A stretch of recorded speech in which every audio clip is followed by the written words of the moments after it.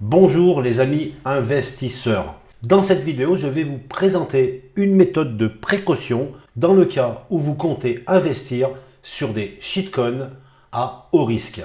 À haut risque pourquoi? Parce que souvent, c'est des projets qui sont très early. Vous allez rentrer très tôt et dans ce genre de projet, il y a souvent des arnaques. En particulier, il y a une arnaque qui est le fait de pouvoir acheter le token, mais de ne pas pouvoir le vendre. Ceci s'appelle le honeypot. Vous posez de l'argent, vous achetez le token, mais vous ne pourrez jamais le revendre. Pour éviter de tomber dans ce piège, une méthode consiste à acheter ce token avec un faible montant et de le revendre tout de suite. Si vous arrivez à faire cette manip, vous pouvez par la suite investir un montant un peu plus conséquent. Alors nous allons voir cela maintenant en direct, comment faire pour éviter de tomber dans un honeypot. Alors je vais prendre au hasard un token, alors par exemple celui-ci, alors j'ai pas du tout de check, on va faire copier.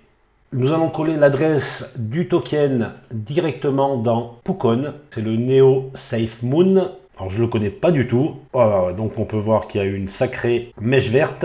Il faut bien sûr checker le contrat, vérifier l'adresse du token sur les groupes Telegram par exemple. Mais pour la vidéo, je vais me contenter à vous expliquer la méthode pour pouvoir acheter ce token et le revendre rapidement. Sous-entendu que vous ayez avant tout au moins fait le minimum de recherche sur ce projet.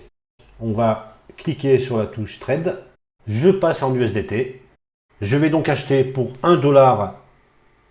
Une quantité de ce token. Alors déjà, je regarde le prix impact qui est de 0,04%.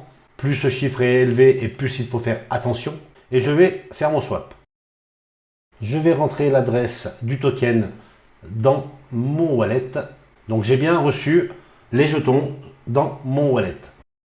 Donc tout de suite, nous allons vendre ce token. Donc en inversant le sens du swap. Je mets le max, ce qui va me donner un petit peu moins que ce que j'ai mis précédemment. J'approuve la sélection. Je confirme la transaction. Et je peux maintenant faire mon swap. Alors je vois une erreur de slippage qui est trop faible. Je vais donc me mettre en auto-slippage.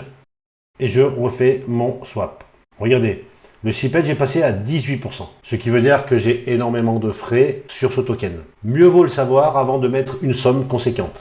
Le swap est passé. Je vais vérifier ma transaction sur BSC Scan.